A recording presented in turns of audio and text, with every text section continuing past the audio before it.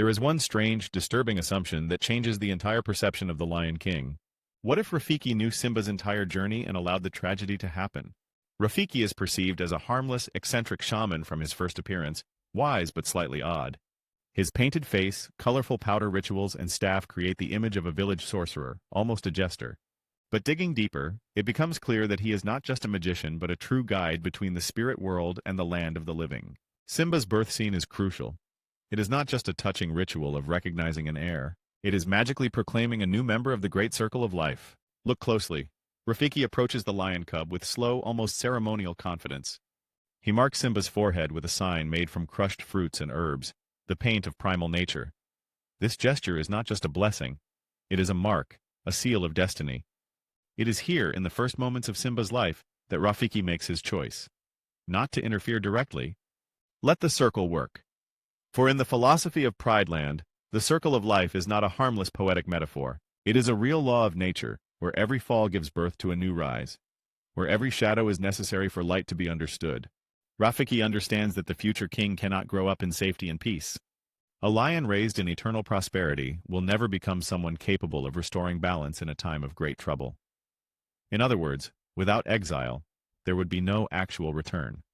Here it is worth recalling a powerful archetype, the image of the shaman in traditional cultures. A shaman never simply cures illnesses and casts spells daily. His main task is to maintain the balance between worlds, to see more than others. Understanding that personal pain and collapse can be part of a larger healing process is essential. Such a shaman knows how to distinguish tragedy from destiny, and he does not always save people from suffering. It is in this logic that Rafiki's silent strategy should be understood. He does not rush to warn Mufasa of the threat. He does not grab Simba by the scruff of the neck before he sets off for the gorge. He watches. He waits. This raises a natural question. What was he waiting for? The answer lies in the very structure of the circle of life, the moment when the hero's path separates from the herd's fate. The world of Prideland is built on a delicate balance. Everyone who takes their place in this cycle maintains order, but any imbalance distorts everything around it. Rafiki's premature intervention would have violated the law he defends, even for salvation. Rafiki does not act in the interests of a single creature, even if that creature is the heir to the throne. His mission is to protect the very structure of life, in which Simba is only one of the key figures. That is precisely why Rafiki did not prevent the exile. He knew that until Simba went through darkness and lost everything, he would not be able to truly find himself. This moment is the first significant turning point in understanding Rafiki's role. He is not an outside sage, a helper, or an advisor. He is a guardian of the greater plan, patiently waiting for the seed to fall to the ground, so that, through suffering, it can sprout into a tree. But then why does he immediately mark Simba? Why does he bless the baby, as if he sees in him a future savior? This is where the concept of the initiating mark comes into play. In many mythologies, there was a ritual in which the newborn future leader was marked with a sign visible only to the initiated. This sign was not a symbol of privilege but of duty. This child was burdened with going through trials and returning a changed person. Rafiki, like an ancient shaman, not only sensed danger, he recognized its inevitability. In performing the ritual, he was not speaking to Simba. He was talking to the circle of life. I see, I accept, I am ready. This willingness to accept tragedy for future balance makes Rafiki's character complex and frightening. He does not act according to human categories of good and bad. He thinks in terms of cycles, necessity, and long-term plans. That is why, years later, when Simba, forgotten and confused, wanders far from Pride Rock, Rafiki remains silent. He is still waiting. Not out of powerlessness, not out of indifference, but every step outside the circle is just preparing the great return loop. And Rafiki rises when the sign comes, not from Simba or other animals but from the earth itself. And a new phase of the incredible journey begins. In Simba's story, exile is usually perceived as a tragic episode. A mistake, an accident, scars evil will. However, in the circle of life logic which Rafiki defends, exile is not a mistake. It is a necessary ritual of falling, without which maturity is impossible. When Simba runs into the night, driven by fear and guilt, it is not just a flight that begins. It is the beginning of a journey downward toward zero.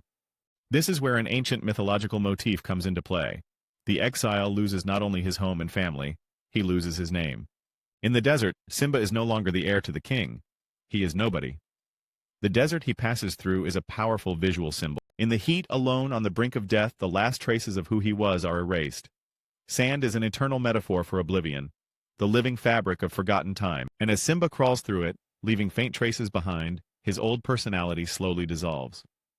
And where is Rafiki at this time? He is silent, watches, and does not interfere. This is one of the most profound spiritual strategies. A true guide knows it is impossible to save someone who has not yet experienced their inner death.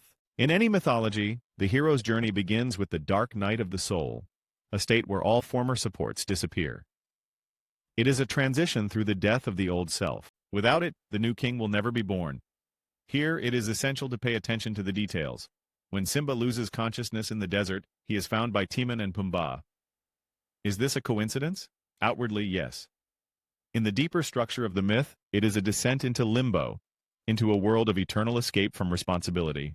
Hakuna Matata is a philosophy of avoidance, denial of guilt, and escape from the past. Simba is not just hiding, he is learning to live without a name, without duty, without roots. And here again, Rafiki's strange passivity comes to the fore. Why doesn't he intervene when Simba is almost dissolving into recklessness? The answer lies in understanding the ritual of trial. In ancient rites of passage from boyhood to manhood, there was often a stage of exile into the wilderness, where the young man had to survive alone and find his strength. Without this trial, initiation was impossible. Rafiki, as the spiritual guardian of Pride Land, follows the same logic. As long as Simba lives in obscurity, he is unworthy of the throne. He is not ready to become who he is meant to be. Another important detail is that the land begins to die during Simba's absence. Pride Land loses its fertility, water sources disappear, and herds leave. This is an external manifestation of an internal imbalance. When the law of the circle is broken, nature reacts. Rafiki, a shaman attuned to the earth's rhythms, senses this first. But until a certain point he does not intervene, because the earth itself must cry out to Simba. Only when the internal crisis in Pride Land reaches a point of no return, and only when fate itself begins to call Simba back, does Rafiki step in. It is important to emphasize here that Rafiki could not have come earlier. If he had brought Simba back prematurely, Simba would not have been ready to take on the responsibility. He would have remained the same lion cub running away from guilt. Thus, the entire stage of exile is a carefully calculated spiritual mechanism. Loss of identity, life without a past, external inaction of the guide. This is not cruelty, it is a necessity. And therein lies the profound symbolism of Rafiki's strategy. He knows that salvation without a fall is an illusion, return without exile is a sham. So he waits, patiently, infinitely wisely. Only then will the way back become possible, until there is a sign that the seed of pain has sprouted until Simba begins to ask questions. When Rafiki suddenly exclaims, "He's alive," it almost resembles a flash of intuition. But you carefully analyze the canon and hidden motives. In that case, it becomes clear that this is not a random guess, but a deep, magical response to a change in the structure of the circle of life itself. What exactly happened at that moment? On the surface, a light breeze carries dust from Simba's mane. The dust particles carried by the wind reach Rafiki's tree. The shaman inhales them, feels them, and collects them. But we recall the philosophy of the Lion King, where everything is connected, and life is a cycle of matter and spirit. In that case, it becomes clear that Rafiki is not simply picking up a physical trace. He senses a shift in the very fabric of existence. Only when Simba's soul awakens, when he begins to think about his nature and roots, does his presence become visible to those attuned to the world's higher rhythms. This is why Rafiki did not seek him out earlier. This is why he exclaims, not because he has discovered Simba, but because Simba has finally begun to call out himself. Rafiki acts as a mediator in this physical and spiritual gap. He hears the soul's call before Simba himself is aware. This scene, gathering ashes, creating a symbol, and deciphering messages from nature, is steeped in elements of shamanic practice. Every movement, every gesture is deliberate. A drop of saliva, a wave of the staff, drawings on the ground, an ancient language of communication with the world that lies beyond words. Rafiki's journey to Simba does not begin with a hunt or rescue mission. He follows a calling, going where the structure of the circle of life draws him. When he reaches Simba, his behavior again emphasizes his profound philosophy. He does not accuse, persuade, or command. He only shows the way, through signs, play, and reflection. This is what separates a spiritual mentor from a mere teacher. A mentor does not give direct answers. He creates conditions in which the student finds the answers himself. Rafiki first laughs at Simba, he teases him, he plays with him. This lightheartedness is no accident. It is a way to break through the armor of self-deception that Simba has built around himself in exile. Then comes the most crucial moment. Rafiki leads Simba into the forest. But what kind of forest is this? At first glance, it is just a thicket. However, if we recall the structure of the myth, the forest always symbolizes the transition into the unconscious. It is a territory of spiritual search where the old laws no longer apply. It is here, in the misty nighttime forest, that Rafiki gives Simba a real initiation. Water, a mirror, is a symbol of memory and truth. The reflection in which Simba first sees only himself, and then the image of Mufasa, is a powerful metaphor. Not an external father, not a figure of authority, but an inner conscience and duty. Mufasa's message is heard, but it does not come directly. Rafiki does not summon the spirit. He creates the conditions in which Simba connects with his inner self. And at that moment, Rafiki steps back into the shadows. The most crucial thing in initiation is not to lead by hand, but to let someone see. When Mufasa says, "Remember who you are," he is not addressing his son, but the consciousness that must be resurrected. This subtle scene is where all the elements of Rafiki's spiritual strategy come together. A call without violence, a path without pointing, and an answer without imposing. This awakening does not simply make Simba think about the past. It destroys his old personality. Here, Simba decides to go home for the first time in years, not out of guilt but out of an understanding of his true nature. And in this new phase of his journey, there is no longer any need for a guide. Rafiki has done his job. He has set the awakening process in motion, but does not interfere. As a faithful guardian of balance, he knows the decision must come from the heart. And so, with his enigmatic smile, he disappears leaving Simba standing at the most significant crossroads of his life, completely alone. The decision to return is not the end of the journey. It is only a new phase. Simba's physical journey to Pride Land mirrors his inner journey to his true self. Returning is not a straight road home. It is a journey through his own guilt, fears, and doubts. And on this journey, Rafiki no longer walks beside him. He remains in the shadows. Because the real choice must be made without relying on outside support.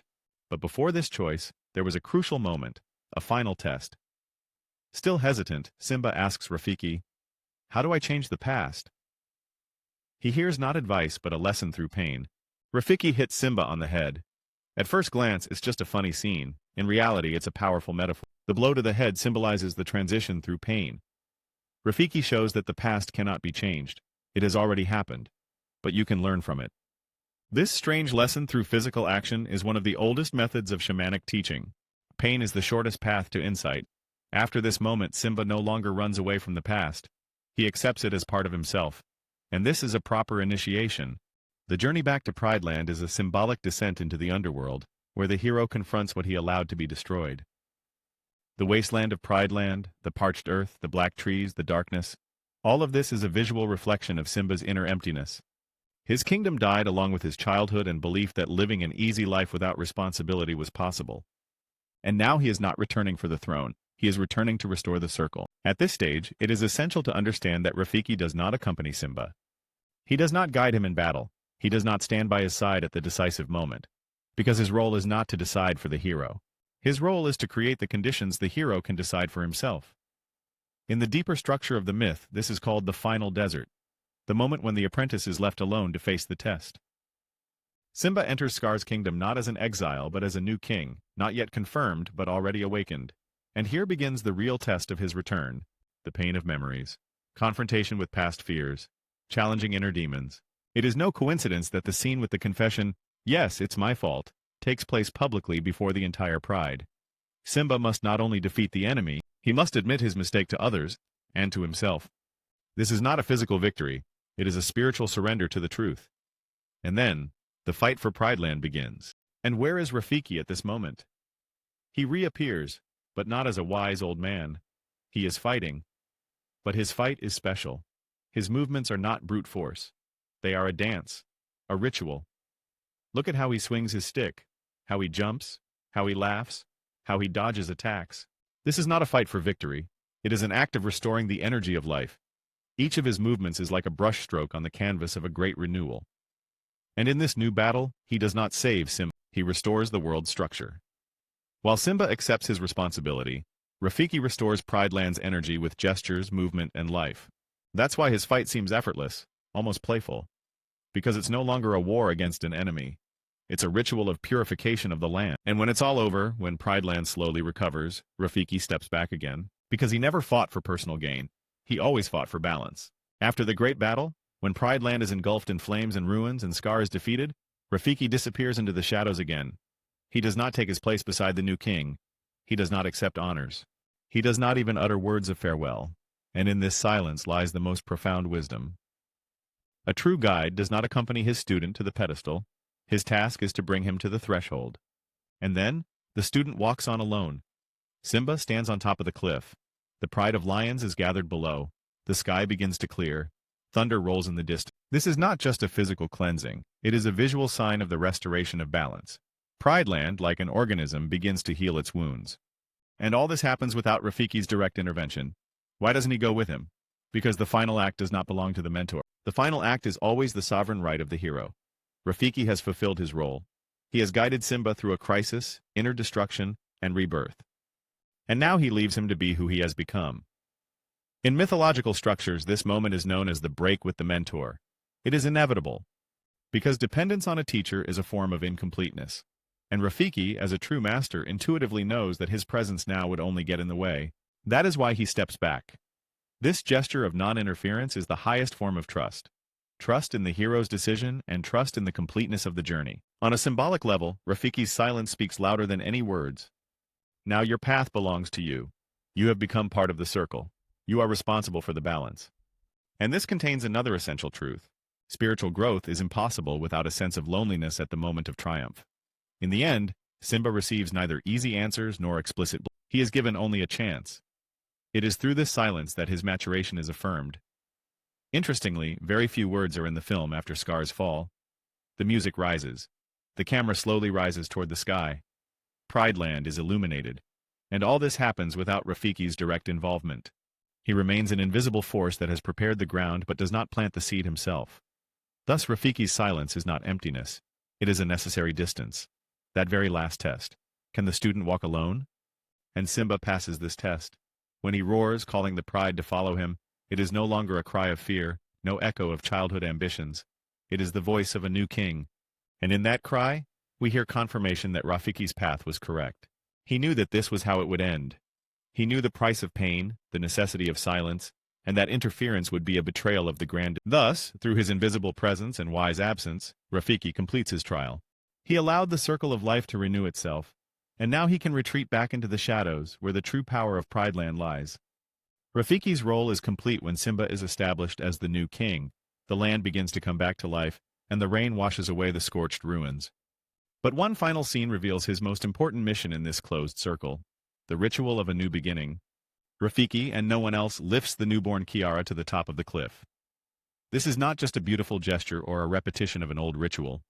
It is an act of sacred confirmation of the restoration of the circle of life. Why Rafiki? Because he is the keeper of the ritual. Only he, bound by the invisible laws of the land and the spirit, can confirm the right of the new generation to enter the cycle of life consciously.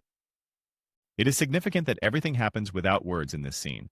Neither Simba, Nala, nor the other lions interfere. They hand the newborn Kiara over to Rafiki with absolute trust. This trust results from Rafiki's entire spiritual strategy. He has proven his loyalty not to personal power, but to the circle of life itself. And the ritual itself has changed. At the story's beginning, when he lifted Simba, the gesture was joyful and naive. Now it is slow, deliberate, imbued with the weight of the cycle that has been lived. Each of Rafiki's movements is filled with respect for the path traveled. His hands, bent over Kiara, seem to take on not only the responsibility for a new life, but also the awareness of the value of each stage, birth, fall, and rebirth.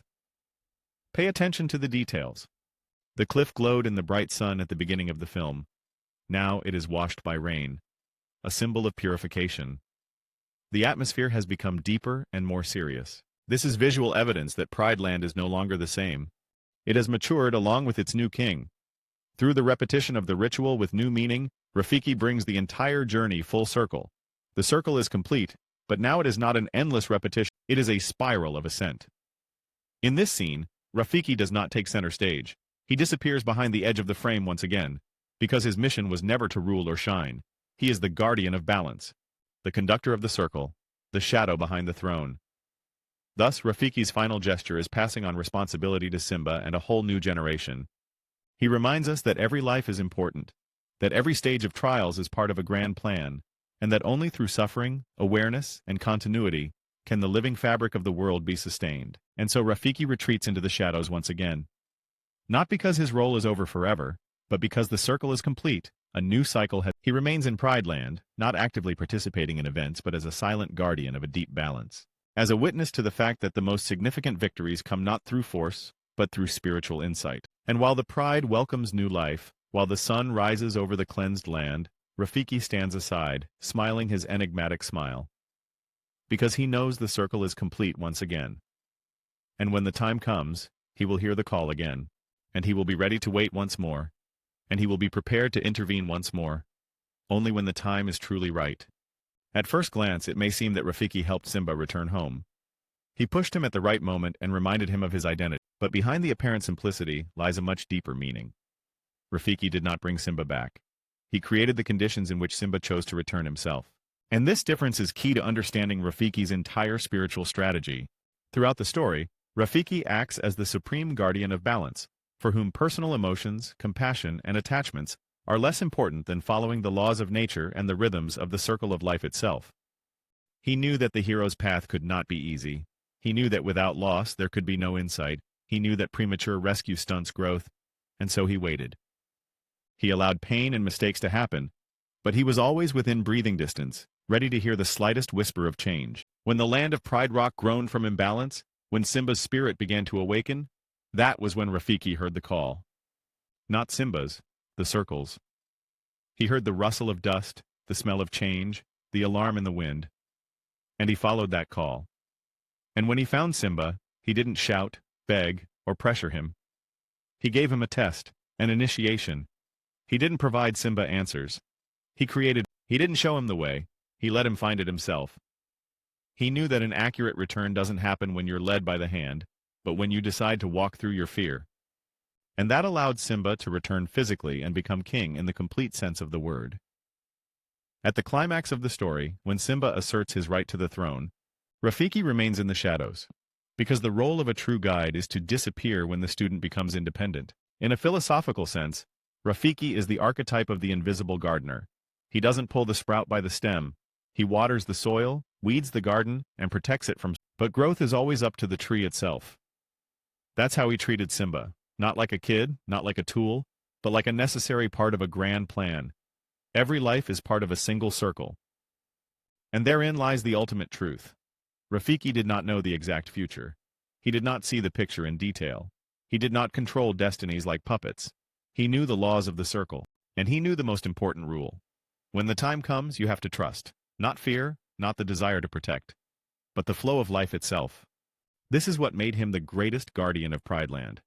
It allowed Simba to not only reclaim his land but also restore its balance. It allowed a new generation to be born into a world where past mistakes became lessons, not shackles.